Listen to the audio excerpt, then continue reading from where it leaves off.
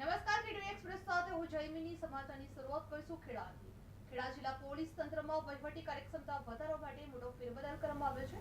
જિલ્લા પોલીસ વડા દ્વારા જાહેર હિતાર્થે કુલ 12 પોલીસ ઇન્સ્પેક્ટરની આંતરિક બદલીના આદેશ આપવામાં આવ્યા છે. લાંબા સમયથી લિવરિઝમમાં રહેલા અધિકારીઓને નવા પોલીસ સ્ટેશનો અને મહત્વપૂર્ણ શાખાઓમાં જવાબદારી સોંપવામાં આવી છે.